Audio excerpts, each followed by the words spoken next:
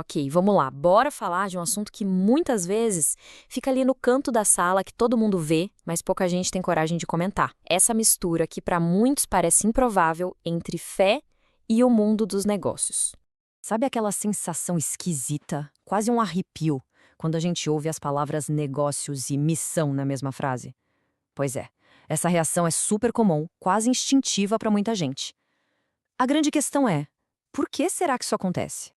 Olha, a resposta, em grande parte, está numa lição que a gente aprende desde cedo, a de que a vida se divide em duas caixinhas. De um lado, a do sagrado, que a gente abre no domingo. Do outro, a do secular, onde a gente lida com os boletos e as reuniões de segunda a sexta. E esse muro que a gente constrói na cabeça cria uma tensão enorme, sabe? Faz a ideia de juntar propósito e lucro parecer, sei lá, quase errada. Mas e se esse muro, na verdade, nunca devesse ter sido construído? Então, antes da gente definir o que é negócios como missão, ou BAN, para encurtar, a gente precisa primeiro limpar o terreno.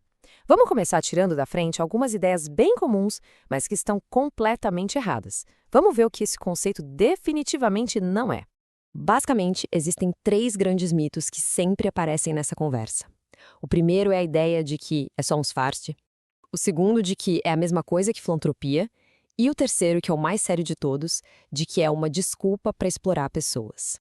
Vamos ao primeiro mito, o do disfarce. O ponto central aqui é autenticidade. Um negócio com propósito tem que ser, antes de mais nada, um negócio de verdade. Ele precisa gerar valor, resolver um problema real, ter clientes de verdade. Não é um teatrinho, sabe? Não é uma fachada só para conseguir um visto. A integridade do negócio não é um detalhe, é a base de tudo. Agora, o segundo mito, o da filantropia. E aqui a diferença é sutil, mas é fundamental. Não se trata de ganhar dinheiro de qualquer jeito e depois doar uma parte para limpar a consciência. A missão não é uma linha no orçamento, paga com o que sobra do lucro. A missão está no próprio processo. Está na forma como se faz negócios, como se trata as pessoas, como o lucro é gerado. E aí a gente chega no mito mais pesado, o da exploração.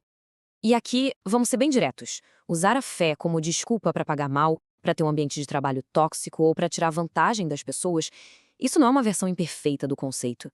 Isso é a negação total dele. É o exato oposto. Porque nesse modelo, a dignidade das pessoas não é algo a se pensar depois, ela é o ponto de partida. Certo. Agora que a gente limpou o terreno, podemos começar a construir. Deixando para trás o que negócios como missão não é, vamos finalmente entender qual é a sua verdadeira essência.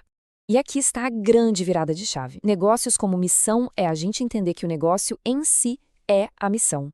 Não é um meio para outra coisa, não é um projeto paralelo. É o reconhecimento de que essa nossa capacidade de criar, de organizar, de gerar valor, isso não é só uma competência técnica, é uma vocação espiritual profunda. Mas na prática, como é que isso funciona?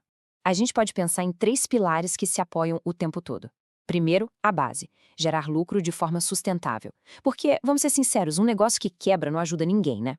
Mas esse lucro não é o objetivo final, ele é o combustível.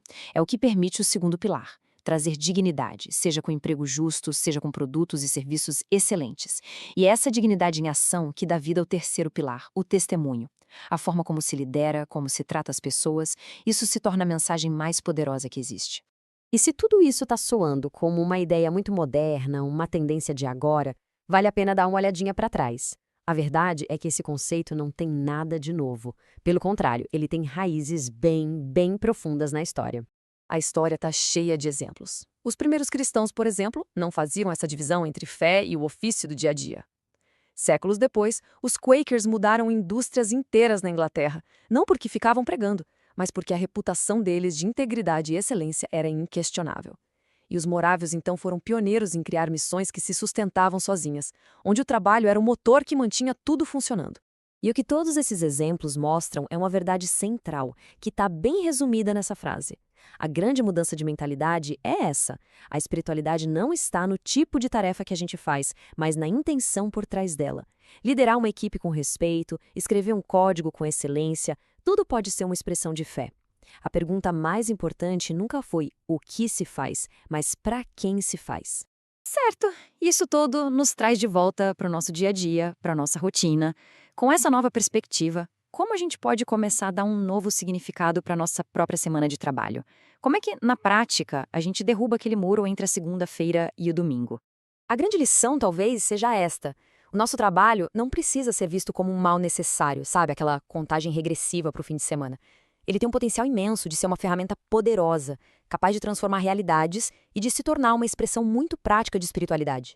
E chegamos na ideia que talvez seja a mais revolucionária de todas. Aquela noção de que negócios e missão são inimigos precisa ser questionada.